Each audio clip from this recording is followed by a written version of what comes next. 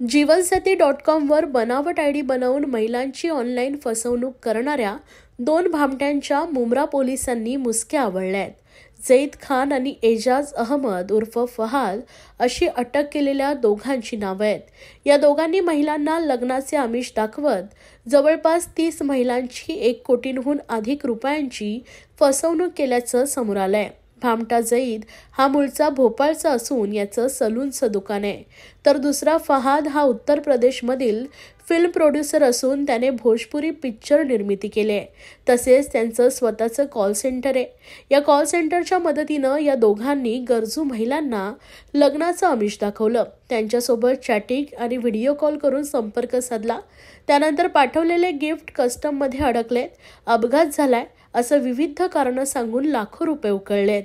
या दोघांनी मुंब्र्यातील एका महिलेला देखील या भामट्यांनी अशाच प्रकारे 13,54,000चा गंडा घातला। फसवणूक झाल्याचं लक्षात येताच महिलेने मुंब्रा पोलीस ठाण्यात धाव घेत भामट्यांविरोधात गुन्हा दाखल केला।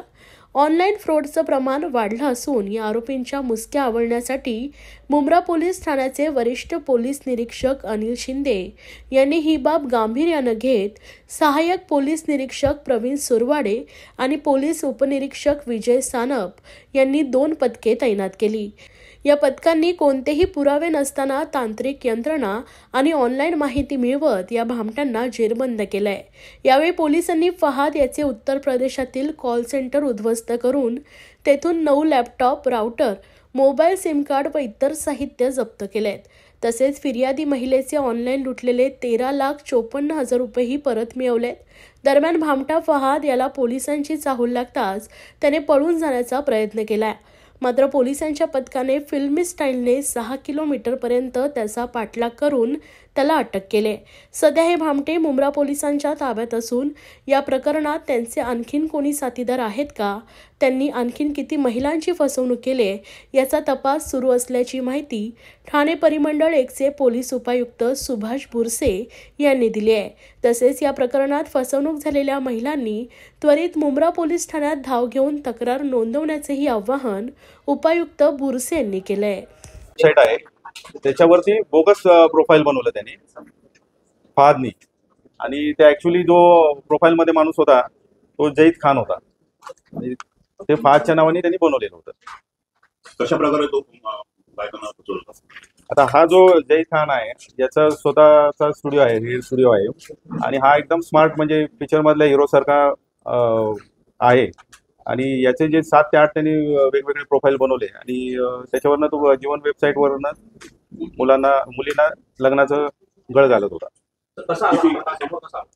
नाही, ही जी मुलगी आहे, जी विक्टिम जी आहे आमचे गुन्ह्यामधली फिर्यादी, हिचं जीवनसाथी.com वर हिनी पण प्रोफाईल बनवलं आणि मग हे मॅच झाल्यानंतर यांचं चॅटिंग सुरू झालं। त्यावेळेस त्यांनी सांगितलं की मी अमेरिकेमध्ये बिझनेस करतोय डायमंड आणि ज्वेलरीमध्ये आणि आपण लग्न करूया। आणि म्हणून मग सुरुवातीला त्यांनी चॅटिंग बिटिंग झाल्यानंतर हिला गिफ्ट म्हणून एक डायमंडचं आर्टिकल पाठवलं चांगलं, आणि ते कस्टममध्ये अडकलंय सांगितलं आणि त्या नावाने काही पैसे काढले। त्याच्यानंतर तो युगांडात आहे मी आणि माझा ऍक्सिडेंट झालेला आहे आणि मला इमर्जन्सी आता पैसे पाहिजेत, माझ्याकडे जी करन्सी आहे ती चालत नाहीये, अशा पद्धतीचे बहाणे करून त्यांनी जवळजवळ 13,54,981 रुपये तिच्याकडनं घेतलेले आहेत। तर हे जीवनसाथी.comचं प्रोफाईल बँक अकाउंटमधनं जे ट्रान्सफर झाले ते आणि मोबाईलचं अनालिसिस करून पहिला आरोपी आम्ही अटक केला। तर त्याचा चेहरा काही आम्हाला फिर्यादीनी जो दाखवला फोटो तो आम्ही गुगलवरनं आमच्या टीमने म्हणजे सुरवाडे आणि सानप ह्या 2 टीम आहेत सायबरच्या टीम, यांनी त्याचा पहिला गुगलवरनं चेहरा ट्रेस केला, तो मुलीकडनं व्हेरीफाय करून घेतला आणि नंतर मग अनालिसिस करून मोबाईलचं त्याचं लोकेशन काढलं आणि भोपाळमध्ये त्याला अटक केली।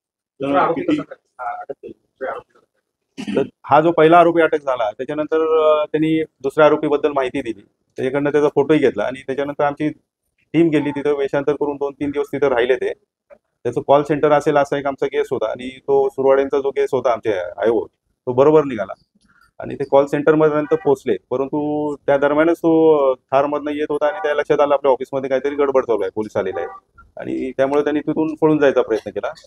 तर आमच्या टीमनी जवळजवळ 5-6 किलोमीटर त्याच्या गाडीचा पाठलाग केला आणि मग त्याला पकडलेला आहे। नंतर त्याच्यानंतर मग त्यांच्याकडून किती महिलांनी फसवणूक केली आहे, टोटल अमाऊंट किती आहे? तर त्याच्या कॉल सेंटरवर रेड जी झाली त्याच्यामध्ये 9 लॅपटॉप नंतर कॉम्प्युटरशी संबंधित जे राउटर आहेत किंवा हेडफोन्स आहेत हे आम्ही ताब्यात घेतले. नंतर त्या मुलीचा जो फसवणूक झालेली रक्कम आहे ती रिकवर केलेली आहे. आणि हा कॉल सेंटर चालवत होता. तसंच एक त्याची वेबसाईट आहे, एक चॅटिंग वेबसाईट आहे. त्याच्यामध्ये तो हनी ट्रॅप करतो चॅटिंग वेबसाईटने. आणि हे जे जीवनसाथी.com वर बोगस प्रोफाईल बनवून मुलींना फसवतो. तर आतापर्यंत जी प्राथमिक माहिती आहे अजून ही कन्फर्म व्हायची आहे, 30 महिलांपर्यंतचा आकडा असायची शक्यता आहे. आणि आकडा जो फसवणुकीचा आहे तो 1 करोडच्या वर जायची शक्यता आहे. त्याच्याकडून काय मुद्देमाल असतो हा मुद्देमाल 9 लॅपटॉप केलेले आहेत. मुलीचे जे आमच्या फिर्यादीमध्ये जी मुलगी आहे तिचे पैसे रिकवर केलेले आहेत. बाकीचे कोण फिर्यादी आले तर अजून आलेले नाही आहेत. येतील तसे आम्ही पुढे कारवाई करू. आणि याच्यामध्ये सगळ्यांमध्ये त्यांचा जे महिला आहेत महिलांची फसवणूक झाली त्यांच्यासाठी काय तर महिलांसाठी आणि आमचे आव्हान हेच आहे की हे ऑलरेडी आमच्या CP साहेबांनी ड्राईव्ह सुरू केलेला आहे की सायबर क्राईम किंवा सोशल मीडियाचा जो दुरुपयोग होऊन फसवणूक केली जाते तर अशा गुन्ह्यांच्या अवेअरनेससाठी आम्ही वेगवेगळे स्तरामधील म्हणजे वृद्ध असतील, कॉलेजच्या मुली असतील, मुलं असतील किंवा सोसायटी असतील यांना आवाहन करत आहोत. आमचे अधिकारी जात आहेत, त्यांना या टाईपच्या गुन्ह्यांबाबत माहिती देत आहेत. आणि असं काही जर असेल तर त्यांनी पहिल्यांदा पोलिसांशी संपर्क करावा, त्यामुळे पुढची हानी टळू शकेल. जर असं एक प्रकार झाला डिजिटल अरेस्ट आपण चालू आहे त्याच्याबद्दल काय नाव हा डिजिटल अरेस्ट याच्याबद्दल असं म्हणजे मी पोलीस दलाच्या वतीने सांगतो की डिजिटल अरेस्ट हा प्रकारच नाहीये.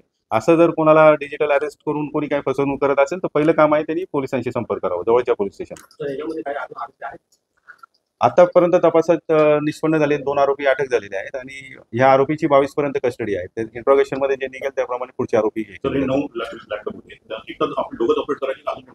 नाही, तिथं ऑपरेटर म्हणजे ते कॉल सेंटर आहेत ना, तिथं मुली होत्या ऑपरेटिंग साठी. नाही त्यांना नाही. त्यांना आपण साक्षीदार बनवणार. प्राथमिक माहिती दिसते की 31 महिला फसवल्या गेल्या असतील.